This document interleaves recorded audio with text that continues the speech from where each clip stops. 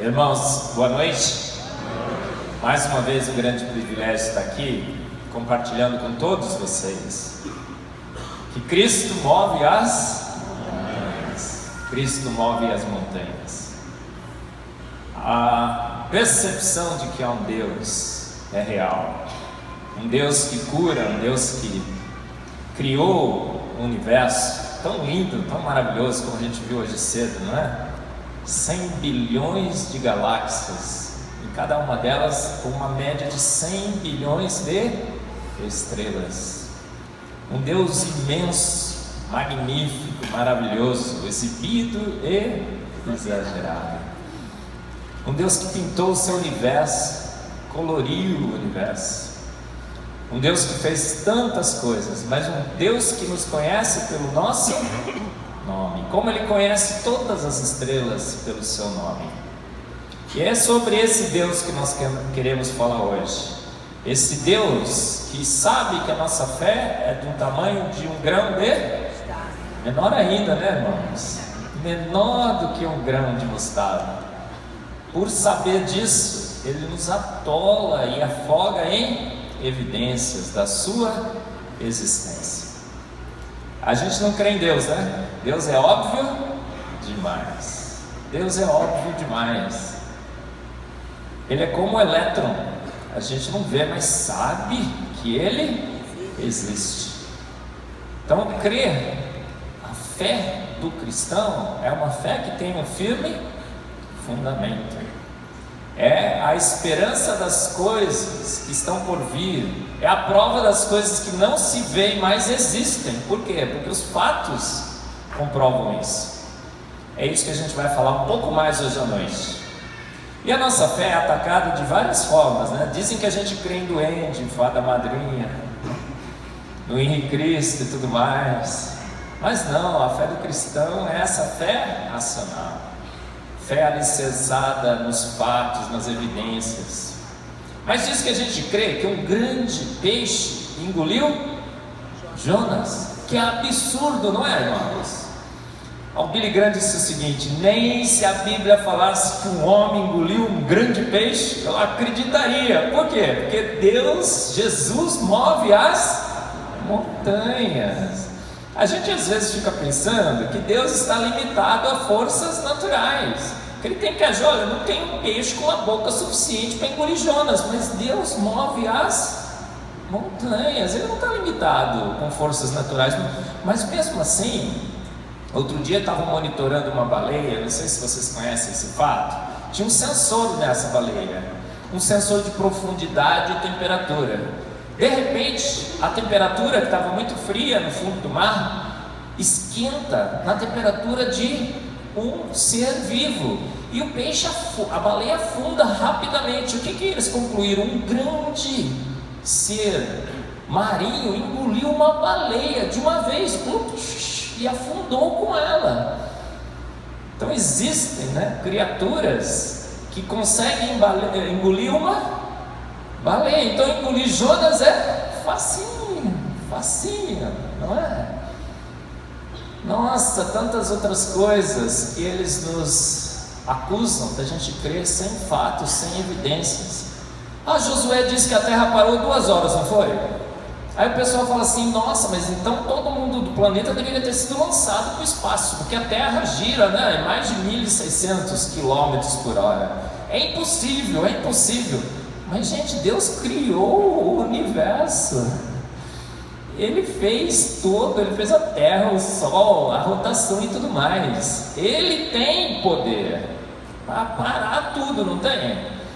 A gente não crê num Deusinho, né, limitado por forças naturais. A gente crê num Deus que tem todo o poder. E a gente crê numa escritura, numa palavra. Você tem sua Bíblia aí? Levanta ela aí, que o pastor pediu para você levantar. Eu queria que você levantasse de novo, né? Você crê nessa palavra, na palavra de Deus? É uma palavra que tem poder, uma palavra que descreve os fatos, e os fatos que são comprovados hoje pela ciência. A gente tem uma fé racional, a gente crê num Deus que dá evidências, o Deus que criou os céus, o universo e a terra, e um Deus que registrou muito da sua relação conosco, de tudo que Ele fez, nesse livro que você carrega aí, não é? E esse livro está aí para quê? Para que seja também examinado, escrutinado, colocado à prova pela ciência. O que tem acontecido com esse livro? Séculos e séculos, né, de ataques. E o livro continua firme e forte. Firme e forte. E hoje nós vamos falar sobre um aspecto da nossa fé, você está vendo aí? Que talvez seja um dos mais criticados. Jonas, engolido por um peixe. A terra parou por 2 horas e tudo mais. Qual é outro relato bíblico que talvez seja mais criticado hoje pelos céticos, né, que acham que a Bíblia não tem razão? Noé, a arca, os dinossauros e o dilúvio. Tudo isso é fato ou boato? Gente, eu falo sobre ciências, como vocês viram aqui, né? Ribossomo, enantiomerismo, homoquiralidade, né? Aminoácidos, proteínas, ATP sintase, todas aquelas coisas que vocês entendem facinho também, não é? Mais uma vez, eu fui convidado a falar sobre a Arca de Noé. Quando isso aconteceu? Lembra do filme Noé? Quem assistiu o filme Noé? Levanta a mão. Agora, quem gostou do filme Noé? Levanta a mão. Gente, eu não sei se você gostou, mas eu detestei. Eu coloquei no meu Face lá, coisa de ateu, deu no que deu. Gente, a Bíblia ensina que Noé era um homem justo e bom, que andava com Deus. O Noé do filme não é justo, nem é bom e nem andava com Deus, né? Ele é um psicopata, né? Ele quer matar o neto, é uma coisa horrorosa, eu detestei. Mas quando foram lançar o filme Noé, o que aconteceu? Nossa, tem umas coisas lá, né? Aqueles robozinhos no início e tudo mais. Não sei se você assistiu o filme, é uma expectativa. Mas quando o filme foi lançado, Noé, o que aconteceu? Alguém me ligou na minha casa. Vocês estão vendo ali, acho que não dá para ver a parte de baixo, mas o que aconteceu? Alguém me ligou de uma igreja presbiteriana de São Paulo e falou assim: Marcos, vamos lançar o filme Noé. E a gente queria fazer o seguinte: se fizesse o seguinte, a gente vai todo mundo junto, a mocidade aqui da igreja, nós vamos assistir o filme, e depois do filme a gente vem para a igreja e você dá uma palestra. Aí eu lembro que a Elizabeth falou assim, né? Você não consegue falar não para nada, né? Vai dar uma palestra sobre Noé? Eu falei assim, gente, sim, vou. Eu nunca tinha estudado sobre Noé. Eu nunca tinha estudado a fundo sobre a arca, o dilúvio, os dinossauros. Não tinha muita ideia de que se era fato ou se muitas coisas ali não poderiam ser comprovadas com a ciência. Mas falei, eu vou. Aí topei a parada, né? Nós fomos juntos, né, linda? Voltamos na igreja, dei a palestra e tudo mais depois do filme. E aí eu comecei a investigar, comecei a ler, comecei a levantar as evidências para tudo que a Bíblia descreve sobre Noé, o dilúvio, a arca e tudo mais. E pasmem, irmãos, um conjunto muito grande de evidências de que realmente o relato bíblico é digno de toda a confiança. Por quê? Porque ele bate com os dados, bate com os fatos, bate com as evidências. E desde aquela primeira palestra eu tenho tentado me aprimorar, ler mais e tudo mais, como o pastor tem sabiamente aconselhado a todos vocês. A gente tem que estar preparado para dar a razão da nossa fé. A razão da nossa fé. Porque a nossa fé é racional. É uma fé racional. Então, o que aconteceu? Nós, nessa preparação para a palestra, eu falei assim, olha, eu vou tratar sobre as 10 questões e as suas evidências mais importantes sobre Noé, dilúvio, a arca e tudo mais. E quais seriam essas 10 questões? Olha, o que nós vamos falar hoje? Nós vamos falar o seguinte: uma das grandes questões que se levanta sobre Noé, o dilúvio, a arca e tudo mais é como todos os animais chegaram até a arca. Você não pensou sobre isso já? Você sabe como todos os animais chegaram até a arca? Os cangurus da Austrália, como é que eles chegaram até a arca? Não é? Outra questão, havia espaço. Será que toda aquela bicharada cabia dentro da arca? Outro aspecto que nós vamos falar. Agora é a grande questão. E os dinossauros? Estavam ou não estavam na arca? Posso fazer uma pesquisa? Quem crê que dinossauro existiu? E quem crê que dinossauro não existiu? Quem acha que dinossauro nunca existiu? Levanta a mão. Quem acha que dinossauro existiu? Levanta a mão. A maioria acha que sim, né? Mas olha gente, é incrível como a gente tem, entre nós inclusive, uma discordância muito grande. Olha, tudo que eu vou falar aqui, você vai ver que em alguns aspectos você não vai concordar comigo, tá bom? Mas o que a gente quer fazer hoje? De tudo que eu li, de tudo que eu estudei, eu quero apresentar para vocês o que eu acho que é mais plausível, mais razoável sobre essa história e como ela bate com os fatos. A gente vai falar sobre os dinossauros. Quem acha que o dinossauro existiu? Se você acha que o dinossauro existiu, eles estavam ou não estavam na arca? Quem acha que os dinossauros não estavam na arca? Levanta a mão. Quem acha que os dinossauros estavam na arca? Levanta a mão. Nossa, quase ninguém. Olha só, como que a gente está dividido, não é? Vamos conversar sobre os dinossauros. A arca flutuaria, gente, cheia de bichos. Será?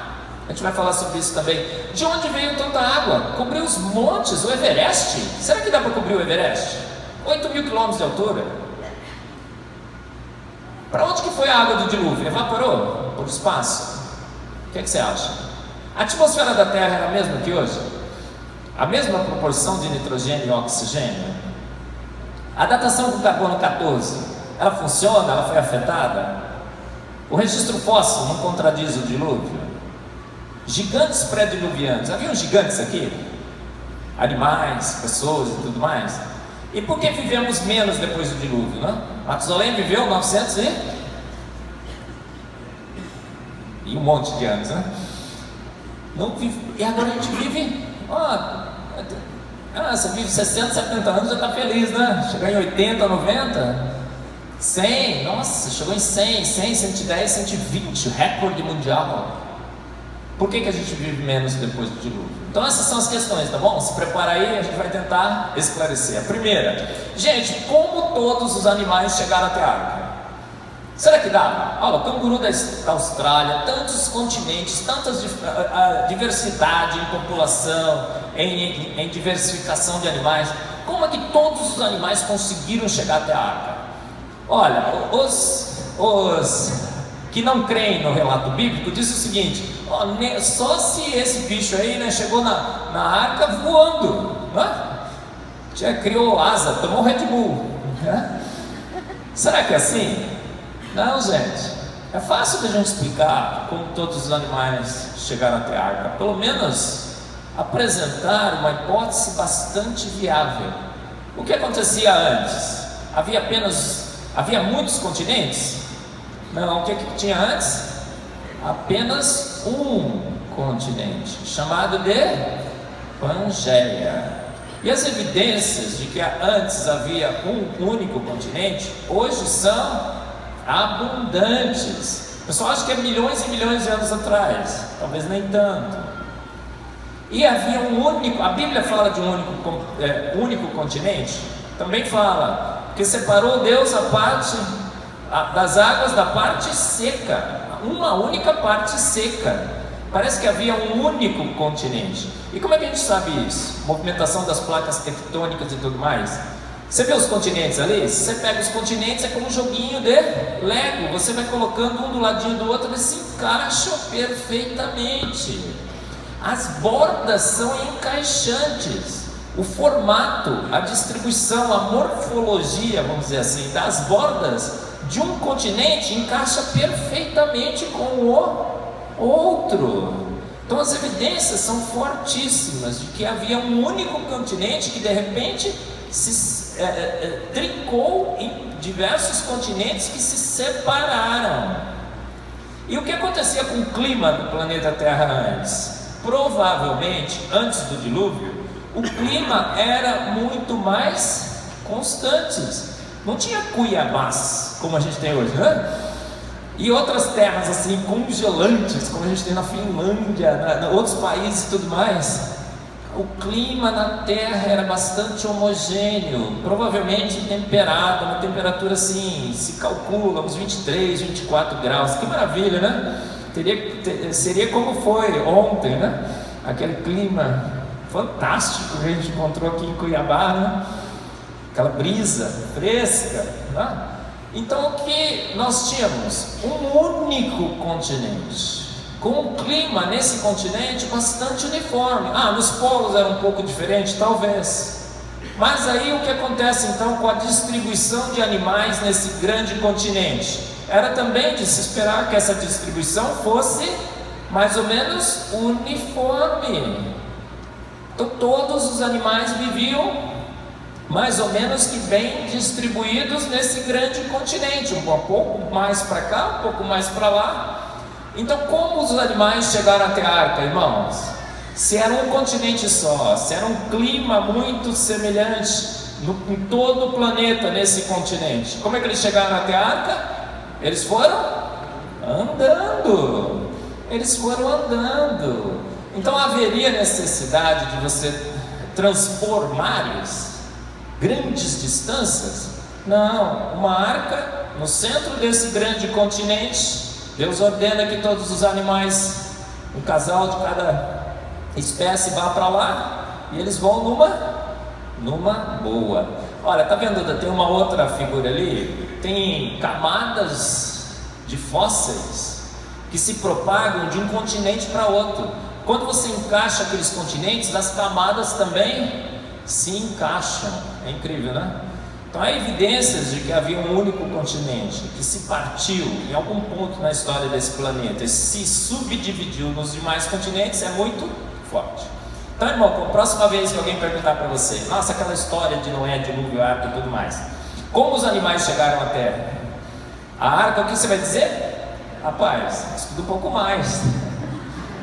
Você nunca ouviu falar da Pangeia, das placas tectônicas, das bordas encaixantes, dos planetas que só tinha um antes, não é?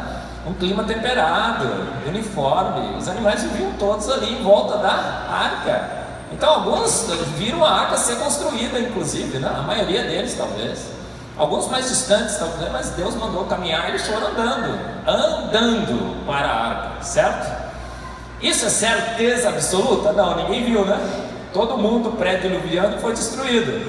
Mas há razões, há evidências, há proposições bastante razoáveis para a gente entender que os animais todos poderiam chegar até a arca. Segundo ponto, havia espaço.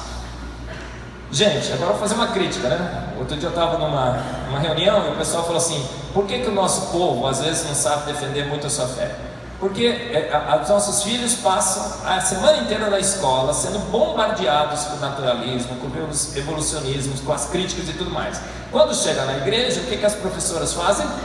Põem as criancinhas para colorir. A arca de Noé é desse jeito aí, tá vendo?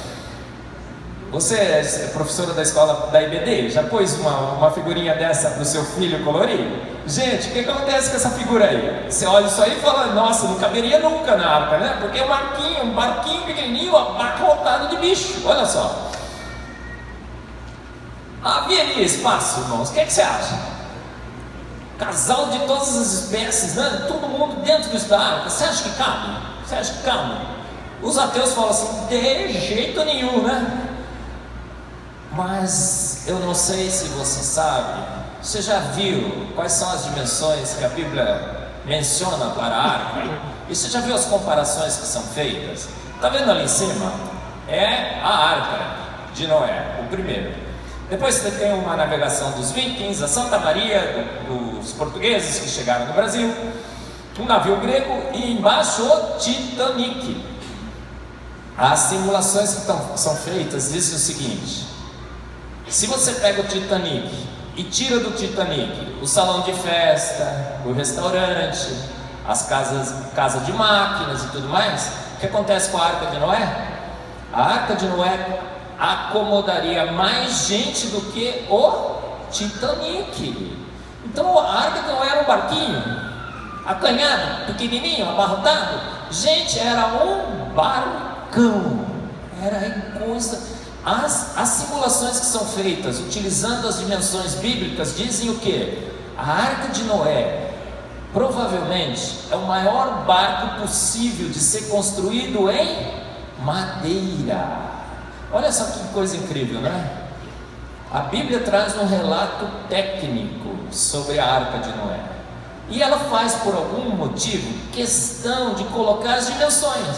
Não tem tanta coisa que a Bíblia passa por cima rapidinho, sem descrever direitinho. Mas quando chega na Arca de Noé, ela faz questão, né, de falar: olha, a arca tem essas e esse tamanho. Por quê, gente? Por quê? Olha lá, 100 por 50 por 30 côvados. Porque o cara que escreveu falou assim: ó, vou botar os números aqui, porque vão fazer os cálculos e vão descobrir que esse é o maior barco possível de ser construído em madeira. Lembra que eu falei hoje de manhã? Quando Deus faz alguma coisa, o que ele faz? Ele faz exato, perfeito, exibido e exagerado. Quando Deus vai fazer um barquinho de madeira, o que ele faz? O maior possível de ser construído em madeira. Não é esse o nosso Deus? Ele não economiza, né? Ele não economiza, ele não faz assim, meia boca. Quando ele faz o maior barco possível, e ele escreve as dimensões lá. Por quê? Porque ele quer que você teste. O que Deus fala? Fazer prova de mim, fazer prova de mim. Um barco imenso, gente. E as simulações que são feitas todas, gente, quantas espécies de bicho tinha antes do dilúvio? A gente sabe, quando estuda os animais e tudo mais, que a especiação, a diversificação no reino canino, felino e tudo mais, ela ocorre quando há diferentes condições ambientais. Quando o clima é diferente, quando a vegetação é diferente, quando a alimentação é diferente, há a necessidade das espécies se diversificarem. Agora, antes do dilúvio havia? Não, por quê? Havia alimentação em abundância, árvores imensas, a maioria dos bichos eram herbívoras, provavelmente, então tinha comida à vontade, tinha um clima temperado maravilhoso, que não oscilava e tudo mais. Então havia necessidade de especiação? Não. Então a hipótese é que antes do dilúvio a especiação intensa ainda não havia se iniciado. Quem habitava esse planeta? Os tipos básicos. Então os cães, por exemplo, a gente tem cão, raposa, quais são os outros? Lobo e tudo mais. Não, talvez ainda existia apenas um casal de caninos, que a gente não sabe exatamente como que era, mas depois que eles se diversificaram, as diferentes espécies surgiram. Então tinha um casal, tinha as formas básicas de vida, ainda a especiação não tinha ocorrido, ou se tinha ocorrido não tinha sido intensa. Então estima-se que a gente tinha o que na arca? 18 mil espécies para acomodar. Qual o tamanho médio dos animais? Tem um elefante, tem o T-Rex, que é grandão, né? Mas qual o tamanho médio de um animal? Dos animais todos? É o tamanho de uma ovelha, tá vendo? Está escrito ali? Tá vendo, né? Tamanho médio de uma ovelha. Todos os cálculos que são feitos mostram que no máximo dos máximos, a arca estaria ocupada com seu espaço 50% ocupada com bichos. As melhores estimativas mostram apenas 1/3 da arca ocupada com animais. Era um barcão imenso, eu vou mostrar algumas fotos para você ver. E apenas 1/3 da arca estava ocupada por animais. Então o que sobrou espaço para quê? Noé tinha academia na arca. Tinha, irmã. Não está acreditando, olha lá, pastor. Tinha salão de festas, tinha a cozinha, sala de leitura, tinha muito espaço sobrando para guardar alimentos, para fazer um monte de coisa. Apenas 1/3 da arca ocupada por animais. É chocante, não é? Para mim também foi, quando eu fui estudar. Olha, o próximo. Gente, conhece esse parque? Nos Estados Unidos chama Ark Encounter. É um encontro com a arca. O ministério Answers in Genesis, Ken Brand, lançou esse parque. Eles construíram, já está operando. Dá uma olhada no tamanho da arca. Essa é uma simulação do que teria sido a arca. Olha que barco imenso, está vendo ali embaixo? São guindastes, são caminhões e tudo mais. Olha o próximo, dá uma olhada. É incrível, né? Eu nunca visitei, espero visitar um dia também. Tem tanta coisa que eu quero ver, hein? A aurora boreal e tudo, né? E a arca também. Então a próxima vez que você planejar umas férias com seus filhos, não os leve para a Disney, leve nesse parque, é um parque temático, Ark Encounter. Dá uma olhada, olha dentro da arca. Essa aí é a cozinha da esposa de Noé. Olha onde ficavam os bichos. Olha, um elefante, um rinoceronte, que ele deve ser um mamute, né? Gente, eu tenho vários números aí, tá tudo pequenininho, você não vai conseguir ler, mas o que acontece? Você vai procurar literatura, as pessoas fazem simulações, estimativas. Olha só, animais desse reino, desse outro reino, desse gênero, dessa espécie, tal, casais. O que dá? 1/3 da arca ocupada por animais. As piores estimativas, 50%. Então a próxima vez que te perguntarem, cabiam na arca os animais, o que você vai responder? Cabia aí? Sobrava. Gente, é verdade? Você fala, cara, vai visitar o Ark Encounter nos Estados Unidos. Você sabia que a Arca de Noé era maior em espaço do que o Titanic? E você sabia que a especiação não tinha ocorrido ainda? Ou se ocorreu era muito pouca extensão? Porque o clima ainda não tinha mudado, tinha vegetação abundante pelo todo o planeta. Fantástico, não é? Eu também acho. E os dinos? Agora sim, né? Já viu esse aqui? Oh crap, was that today? Tem gente que acha que a Dina contou pro Dino, falou assim, olha meu esposo, guarda aí o dia, porque é esse dia que a gente tem ir pra arca. O que aconteceu? Contou pro homem, o homem esqueceu, né? Um guardou o dia do aniversário de casamento, né? Minha linda. E aí perderam o dia e foram extintos no dilúvio. Muitos entre nós, você viu quantos levantaram a mão? Acham assim, eu também achava que os dinos tinham sido extintos antes do dilúvio. Todas as evidências apontam que não. Provavelmente, se houve um grande dilúvio, se a arca foi a forma de escape, os dinos estavam na arca. Aí você fala, não, Marcos, agora eu peguei. Dinossauro na arca? O T-Rex, um casal de T-Rex, aquela coisa imensa de 15 mil metros de altura. Gente, próximo. É assim que os ateus nos criticam. Olha como é que estaria o T-Rex dentro da arca, tá vendo? Porque qual é o problema dessa caricatura aí? Primeiro que a arca é a arca da nossa EBD, né? Aquela arquinha pequenininha. Segundo, que o T-Rex é imenso, grandão. Mas, gente, primeiro, quantos diferentes tipos básicos de dinossauros são conhecidos? Você vai olhar na literatura, tá lá, 658 espécies de dinossauros. Você acha que existiu tanta espécie assim? Primeiro, provavelmente não. Por quê? Porque dinossauro é um réptil. E ele cresce, às vezes, nasce de ovo.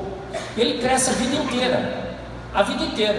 E ele passa por diferentes fases. Então, muito provavelmente, esses 658 espécies que são relatadas por aí, muitas devem ser o quê? Dinossauro jovem e dinossauro adulto, que foi classificado como diferentes espécies e tudo mais. Mas o estudo dessas diferentes espécies mostra o quê? 58 tipos básicos de dinossauros. A especiação não tinha ocorrido, certo? Então, quantos casais de dinos teriam que ser colocados na arca? 58. Agora, dinossauro é grandão? A maioria dos dinossauros eram pequenininhos. Você assistiu? O problema com o dinossauro é que a gente tem aquela cultura hollywoodiana, que é baseada nos filmes de Hollywood. Como é que chamava o filme? Jurassic Park.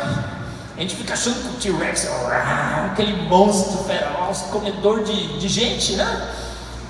Mas, gente, eram 58 tipos básicos, na maioria pequenos. E o T-Rex, ele nascia que tamanho? O T-Rex bebê, que tamanho que era? Era pequenininho, gente, nascia de ovo. Ele ia crescendo a vida inteira. Agora, você vai colocar um casal de T-Rex na arca? Que idade que você escolheria para esse casal? Imagina que toda a população do planeta Terra vai ser extinta. E a gente vai ter que mandar um casal para outro planeta, para habitar aquele planeta. Gente, que idade que escolheriam esse outro casal? Você acha que sim, na terceira idade? Um casalzão lá de 60, 70 anos? Que idade?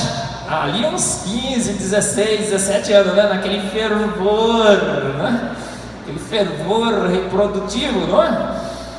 É exatamente isso. Eles pegaram um casal, provavelmente era um casal de T-Rex jovem, não é assim? E T-Rex cresce a vida inteira. Quantos anos eles viviam antes do dilúvio? A gente não sabe, mas talvez como Matusalém, 600, 700, 800 anos. Então eles adquiriram aquelas dimensões imensas, por quê? Porque viviam muito mais. Viviam muito mais. E aí, o próximo. E aí o que acontece então? Gente, 58 tipos básicos de dinossauros pequenos, jovens, caberiam aonde? Provavelmente num quarto da arca. Então você estava andando na arca assim, imagina você andando na arca, né? Você entrou numa máquina do tempo, voltou lá, Noé está pondo todos os bichos para dentro, falando, Noé, cadê os dinos? Cadê os dinos?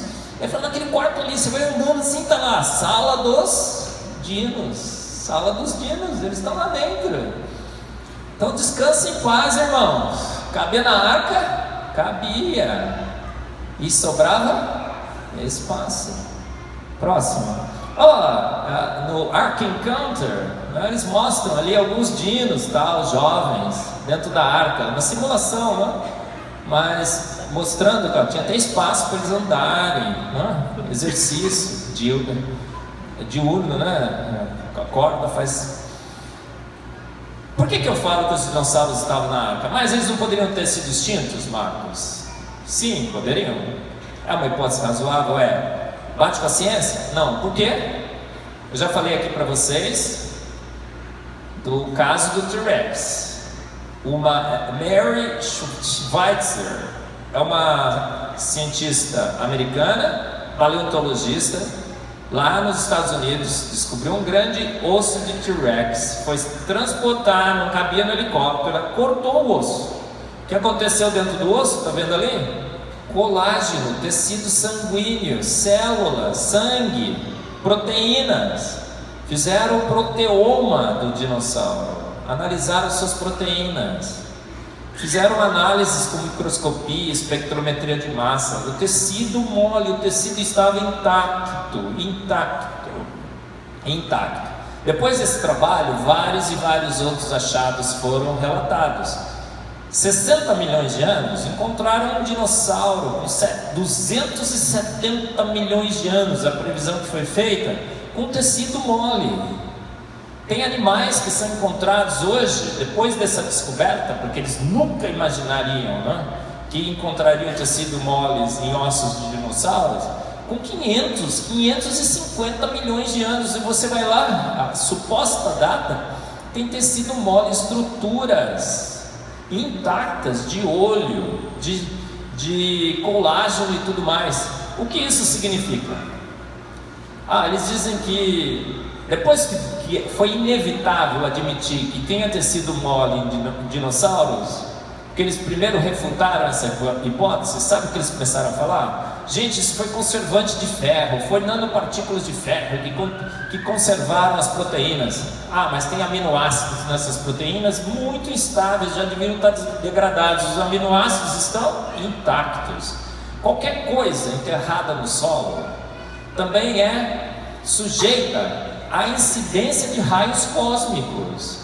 Tudo filtra, o campo magnético da Terra filtra e tudo mais, mas raios cósmicos, finalmente, né, uma pequena quantidade, mas uma quantidade significativa, atinge o nosso planeta, a nossa superfície, o nosso solo. E as estimativas mostram que qualquer coisa enterrada no solo, por milhões e milhões de anos, seriam degradados por raios cósmicos. Não tem como você imaginar. Então, quanto tempo que o dino foi extinto, gente? Milhares, centenas, milhares ou milhões? centenas de anos. As estimativas hoje para que tenha dinossauro é peixe e frango, uma mistura, né?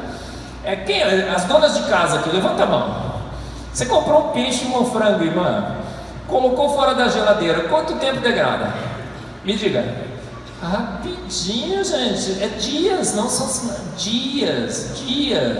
Mas você encontra tecido morto. E significa o que, gente? Os dinossauros habitaram com a gente. Tem relatos na literatura chinesa de animais que são semelhantes aos dinossauros. Chineses lutando com dinossauro e tudo mais.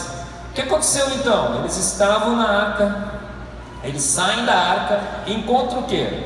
Um planeta totalmente hostil. Antes, para os dinossauros, o nosso planeta era ideal, um clima temperado, a temperatura não variava, a vegetação abundante. Olha, a maioria dos dinossauros, tem vários trabalhos sobre isso, talvez todos eram herbívoros. Aí eles saem da arca, encontram um planeta totalmente diferente, grandes variações de temperatura. A vegetação se foi. O que acontece com os dinossauros? Eles começam a habitar um planeta para eles bastante hostil, e a população começa a diminuir, e aí provavelmente eles se tornam carnívoros. Por quê? Na falta de vegetal, come um e o outro. Até gente faz isso, não faz? Sabe aqueles aviões? Você já viu aqueles aviões, aqueles acidentes, o avião cai e tal, fica isolado, aí fica lá alguns sobreviventes. O que eles começam a fazer depois de um certo tempo?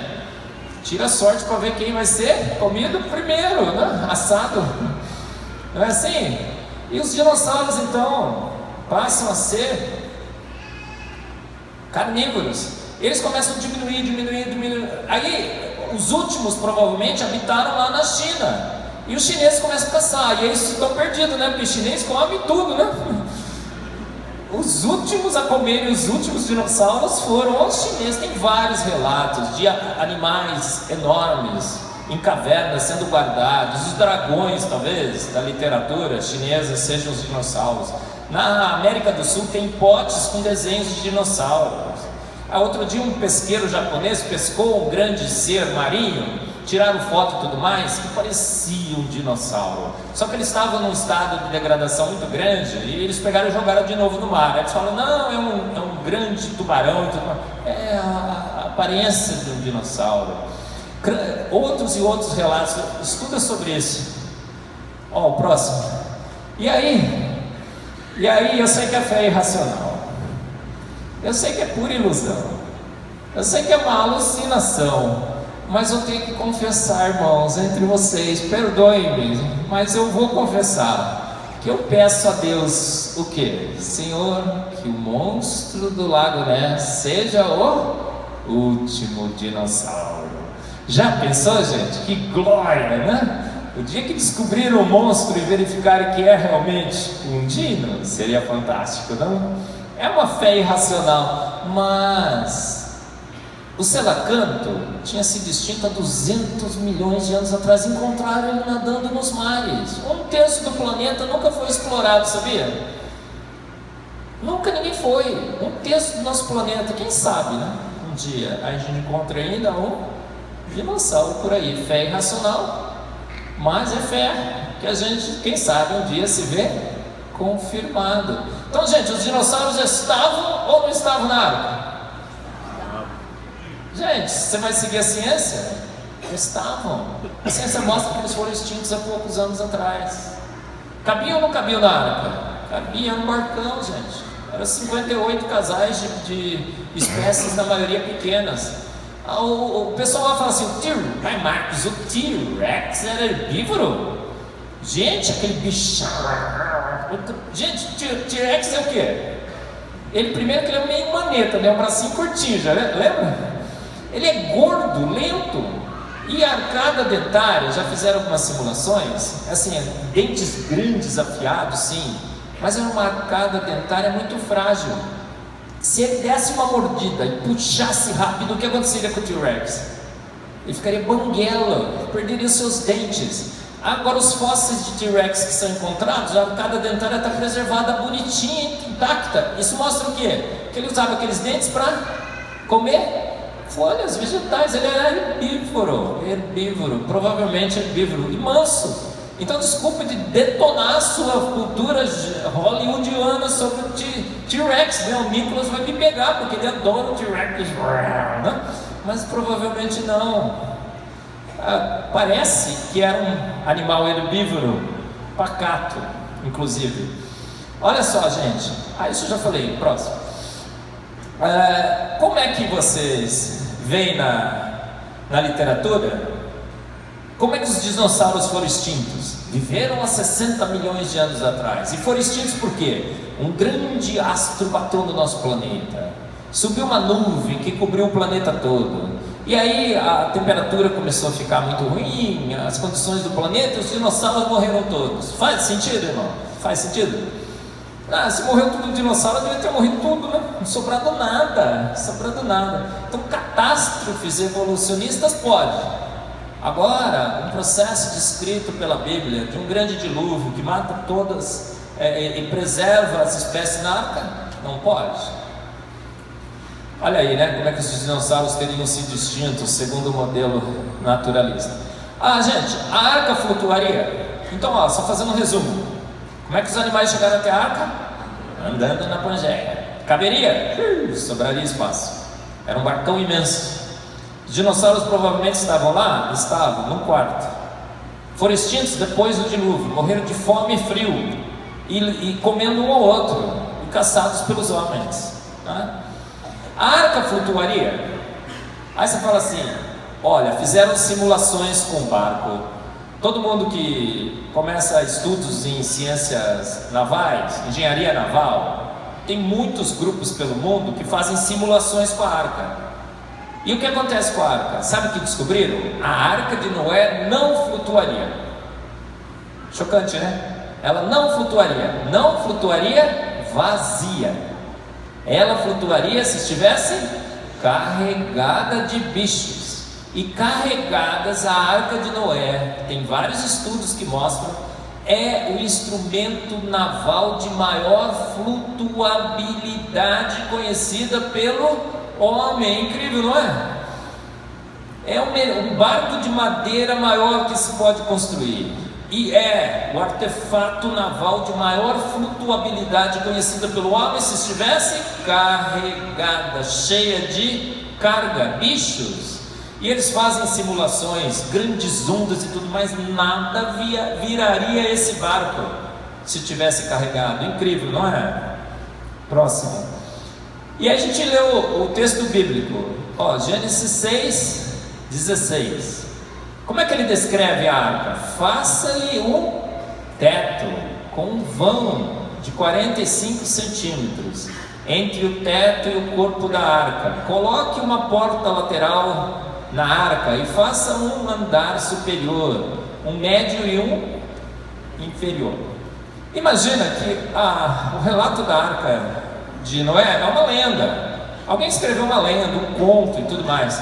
Se você fosse escrever uma lenda, um conto sobre a arca de Noé, o que você faria? Você colocaria os detalhes técnicos? Fala a verdade. Absolutamente não. Você fala, um grande barco foi construído, tal, encheu de bicho, mas por que você se importaria de dar a receita, os detalhes, colocar os números? O que isso significa então? Quem construiu a arca e quem deu as instruções para construir a arca, o que ele fez? Ele teve cuidado de fazer um relatório técnico e colocar ali as dimensões, as instruções. Então, o que isso significa? Que isso foi feito com o propósito, novamente, né? De a gente verificar agora se isso realmente é verdade ou não. Se você estivesse contando um conto, você esconderia essas coisas, porque você, sem conhecer engenharia naval, provavelmente se equivocaria com as dimensões, não é? Você colocaria umas dimensões lá, alguém faria o cálculo e falou, nossa, isso aqui não dá nem para fazer um barco. Mas o relato é técnico, ele é propositadamente feito assim para que a gente hoje pudesse avaliar. E todo mundo que avalia fala o que? Gente, perfeito, maravilhoso. Olha lá a arca. É uma engenharia naval absolutamente sofisticada. Aquele teto permitia que entrasse ar, mas não entrava água. Ele era impermeável à água, mas era permeável ao ar. Perfeito para a movimentação do ar, os andares, tudo. O relato técnico, ele é fidedigno e faz uma descrição de um artefato naval extremamente sofisticado e bem construído. De onde veio tanta água? Aí agora o negócio pegou, né?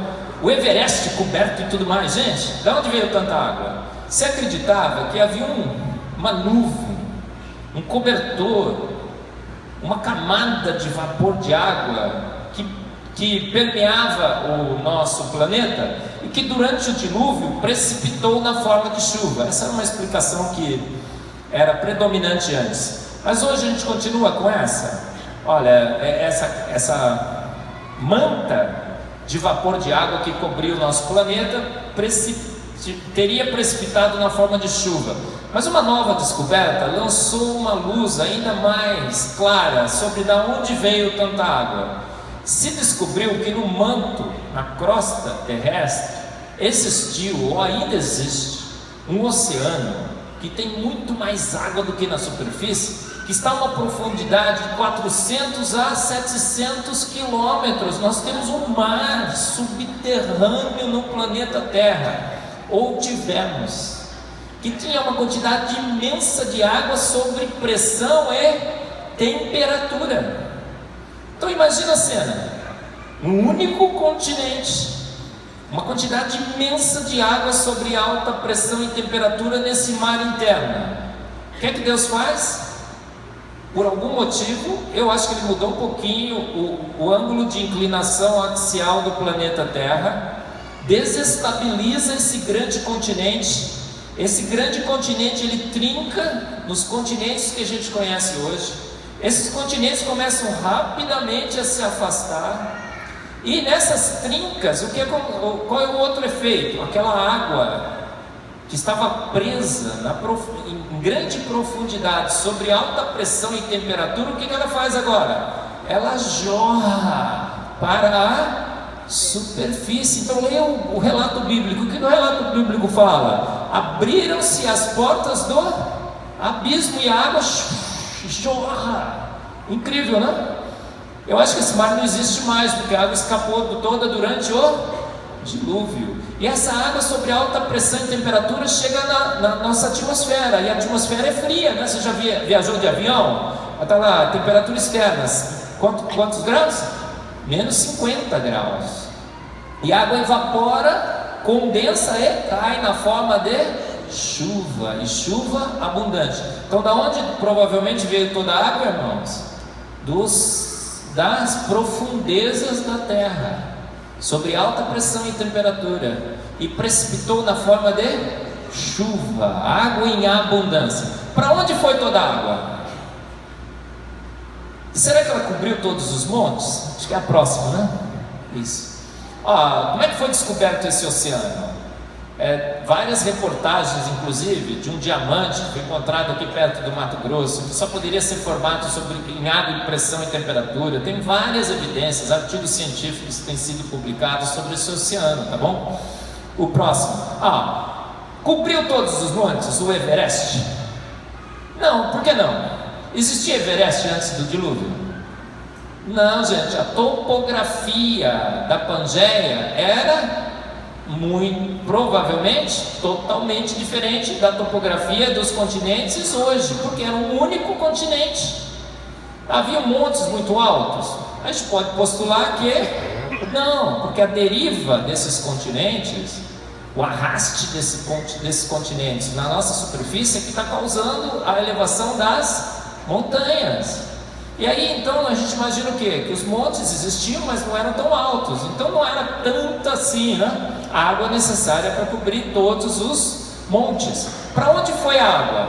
Os continentes estão se afastando, as bordas estão se elevando nas cordilheiras, os montes estão se elevando, e entre os continentes vai abrindo fendas, E hoje nós temos fossas submarinas com mais de 11 quilômetros de profundidade. Então, para onde foi a água do dilúvio, gente? Quando você vai para Santos, né? Normalmente o pessoal de Cuiabá vai passar as férias aonde, gente? Camboriú? Onde? No Nordeste, né? Fortaleza, Natal, você vai para as praias, né? O que acontece? Você está nadando na água do dilúvio. A água do dilúvio hoje está nos nossos mares, que hoje são muito, muito mais profundos do que os mares da antiguidade, que o grande mar da antiguidade. Por quê? Porque os continentes se afastaram, fendas cada vez mais profundas foram se formando e a água foi jorrando para lá. Por isso que depois de um ano, né, os continentes emergem da água. Incrível, né? O modelo funciona muito bem, funciona muito bem. E aí, chovia antes do dilúvio? A Bíblia diz que não.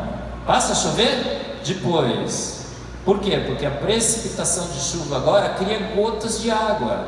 A luz do sol ao bater nessas gotas de água é separada nos seus componentes principais e forma-se o arco-íris. Deus é um Deus exibido e exagerado. E quando Ele assina alguma coisa, como é que Ele assina?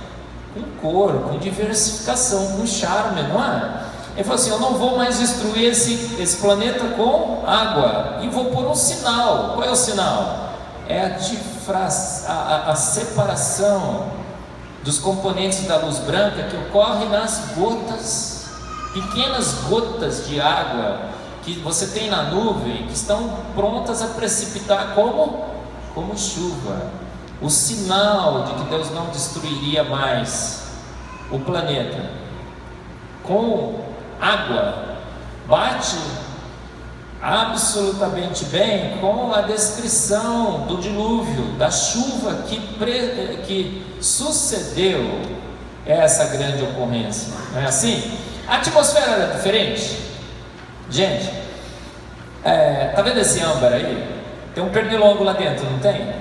E dentro do pernilongo tem sangue de dinossauro. Pegaram o DNA e fizeram os dinossauros no Jurassic Park. Não foi assim? Não é assim. Aquela história nunca aconteceu, né?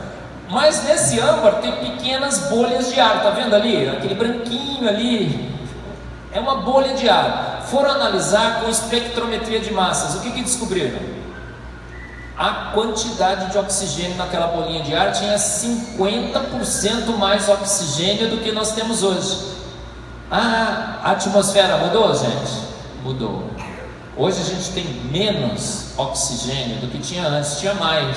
E mais oxigênio era bom? Provavelmente sim. Porque você viu câmeras hiperbáricas? Você põe lá dentro, coloca mais oxigênio sob pressão, você fica respirando lá, cura tudo, né? Dor de dente, unha encravada, depressão, mal olhado, não cura? O pessoal fala assim: nossa, a gente ia morrer porque a gente não suporta mais oxigênio. Hoje a gente se adaptou a menos oxigênio. Se aumentar muito, você não pode ficar muito tempo dentro da câmera. Sim, mas talvez a gente sobrevivesse muito bem com mais oxigênio. A gente tinha uma atmosfera mais saudável. Um pouco mais de oxigênio faria muito bem. Tem evidências disso, gente? Tem muitas. A datação do carbono 14, ela foi afetada? Como é que funciona o carbono 14? Raios cósmicos batem na nossa atmosfera, transforma nitrogênio em carbono 14. Carbono 14 é incorporado no ciclo do carbono, CO2. Os animais respiram e vão incorporando carbono 14 durante toda a sua vida. Depois que eles morrem, então começa a degradação do carbono 14. O carbono 14 começa a se transformar de novo em nitrogênio e você vai perdendo o carbono 14. O que acontece com todo esse ciclo, antes e depois do dilúvio? Gente, se houve um dilúvio, e se a atmosfera foi alterada significativamente por esse dilúvio, o que acontece com a datação do carbono 14? Todos os pressupostos que são feitos caem por terra, porque a absorção de raios cósmicos deve ser diferente, deveria ser diferente. O ciclo de CO2 deveria ser diferente, a concentração de CO2 nos mares deveria ser diferente, tudo deveria ser diferente. Então, talvez por isso que a datação de carbono 14 funciona razoavelmente até 500 anos, 1000 anos, 1200. Mas depois daí começa a ter problemas seríssimos. E a gente começa a datar coisas com 20 mil, 30 mil, 40 mil. Por quê? Porque os pressupostos do naturalismo é o uniformitarismo. O presente é a chave do passado. Tudo que acontece hoje sempre aconteceu do jeitinho que a gente está vendo agora. Mas se houve um dilúvio, esqueça a datação com carbono 14 muito antiga. Esqueça, porque tudo foi alterado, tá bom? O registro fóssil é explicado bem pelo dilúvio. Gente, no registro fóssil, você tem as camadas lá, e as camadas estão perfeitas, não tem corrosão, elas são perfeitas.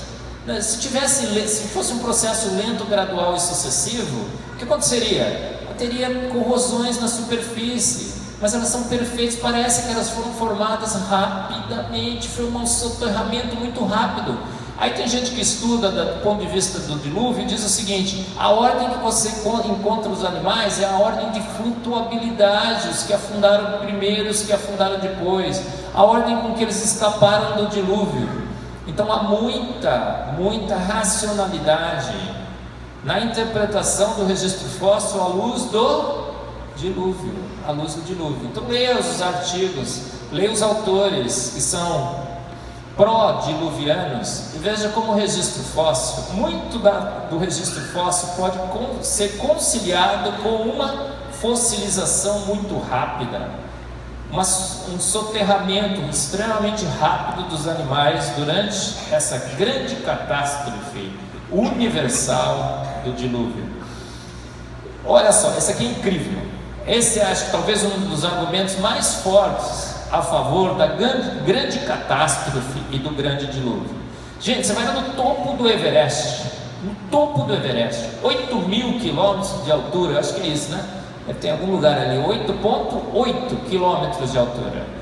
E sabe o que você encontra no topo do Everest?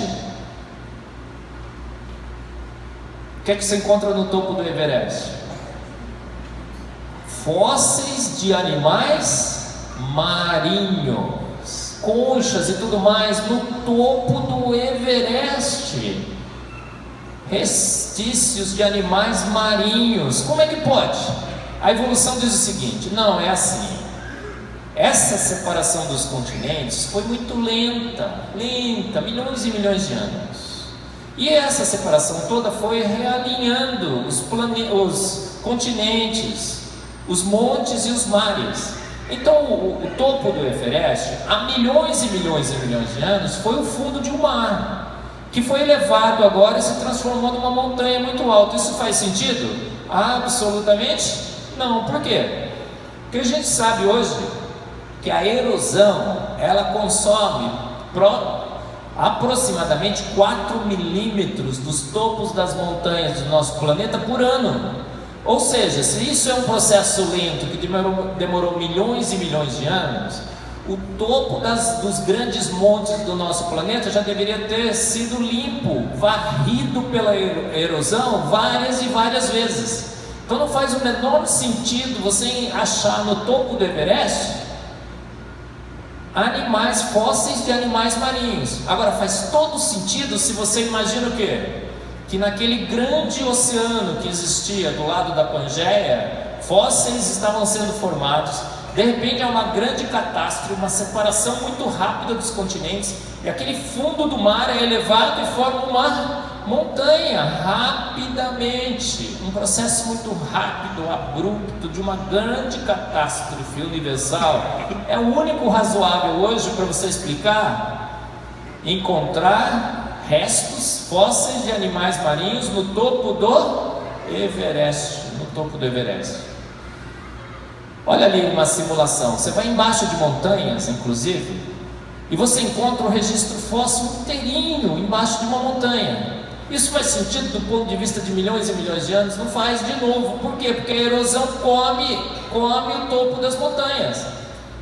E se esse registro foi formado por milhões e milhões de anos, o registro fóssil já não deveria estar lá, já deveria ter sido lavado e varrido pela erosão das montanhas. Mas você vai embaixo do registro fóssil, ele está todinho lá. O que significa isso?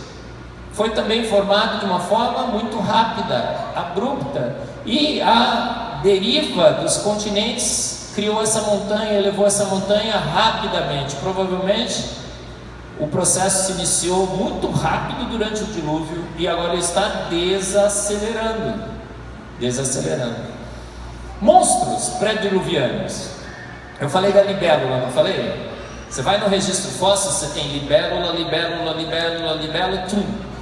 A libélula desaparece. O que significa? A libélula surgiu pronta nesse planeta.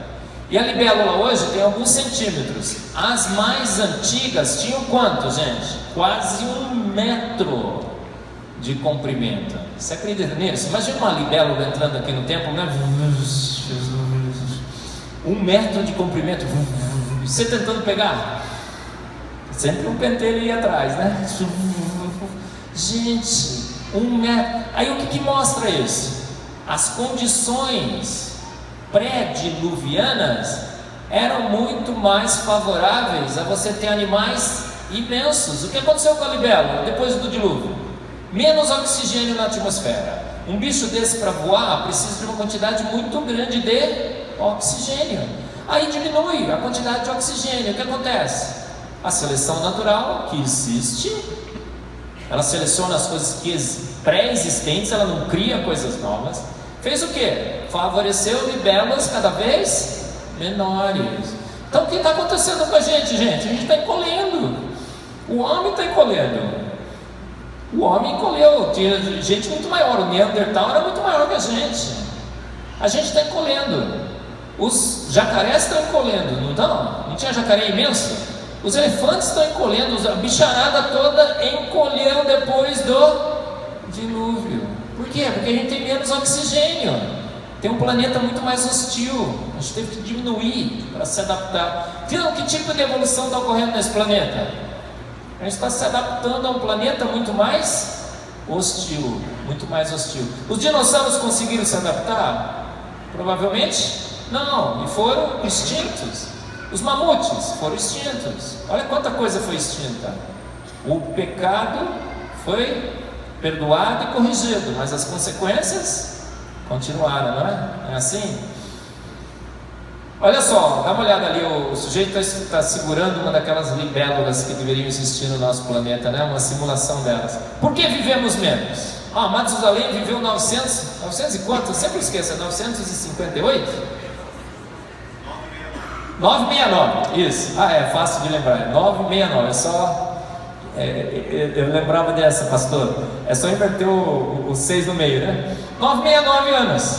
Pastor, o senhor está aí, né? Vou fazer umas perguntas então. Descobri ele agora. Ele fica escondidinho ali naquele canto. 969. Gente, mas agora a gente vive muito menos. Por quê? Olha só, tá vendo os patriarcas todos? Viviam 800, 900. Matusalém morreu um pouquinho antes do dilúvio, né? Não foi? E aí então, depois do dilúvio, cai. Por que a gente vive muito menos depois do dilúvio? Por quê? Olha só, eles chamam disso de um gargalo genético. O principal fator foi um gargalo genético. Você vai explicar isso da próxima vez que te perguntarem. Adão e Eva teve filhos. E os filhos de Adão e Eva, os netos e os bisnetos, casaram entre si, não casaram? Sim. Tinha problema? Não. Por quê? Porque era uma raça pura, geneticamente falando. Por que você não pode hoje casar com seu primo? Não deveria, né? Alguns casam, eu sei. Mas não deveria, né? Conselho, não casa, a família inteira. Não casa. Por quê? Porque vocês são muito parecidos geneticamente. Os defeitos genéticos estão se acumulando de geração em geração. Você sabia que seu filho tem 100 mutações do mal, defeitos genéticos a mais que você? Todo filho tem 100 defeitos genéticos a mais do que sua mãe. Por isso, mãe, sejam compassivas e compreensivas com os meninos e as meninas. Por isso que eles são assim, né? Então, 100 defeitos pior que você. Você fala, nossa, é muito? São 3 bilhões de bases. 100 a mais. Gente, a gente está ficando cada vez mais defeituoso. Os defeitos estão se acumulando geração após geração. Mas os filhos de Adão e Eva eram perfeitos geneticamente, então não tinha problema casar. Mas quando chega em Noé, o que acontece com Noé? Deus coloca uma mesma família no barco. E aí os filhos, os netos e os bisnetos de Noé tiveram que casar entre si. Isso foi terrível. Aqui, a cidade é Andradas, ali perto de São Paulo, Araras. Teve uma família com muitos membros numa fazenda que começaram a casar tudo entre si lá. Casavam entre si. Consequências terríveis, câncer de pele, tudo. Teve até um documentário que saiu no Discovery sobre aquela região. Então o que acontece com Noé e sua família? Depois de 2000 anos, né, de geração após geração, de acúmulos de defeitos genéticos, uma única família é colocada num barco, e seus filhos, netos e bisnetos são forçados a casar entre si, e os defeitos genéticos se acumulam, e aí a longevidade cai lá embaixo. A gente devia viver cada vez menos, está vendo como está caindo a longevidade ali? Se não fosse a ciência moderna, a gente estaria vivendo quanto? 30, 40 anos, no máximo. É a ciência hoje que tem aumentado a longevidade. Quem criou a ciência? Deus. As grandes descobertas de antibióticos e tudo mais, por acidente, não foi? Deus guiando a ciência, tá bom? Então quando perguntarem para você, por que a gente vive menos? O planeta se tornou mais hostil e tudo mais, sim. Mas o principal fator foi uma mesma família colocada num barco com um acúmulo muito grande de defeitos genéticos, teve que, de uma forma inevitável, de casar entre si. A mesma coisa que aconteceu em Araras lá, com aquela fazenda, tá bom? Hoje é muito pior ainda, muito pior ainda. Próximo, conclusão então, gente. Conclusão. Quem falou isso? Um pouco de ciência nos afasta de Deus, muito nos aproxima. Luiz Pasteur. Então, cremos, mas cremos porque pensamos. Penso, logo creio.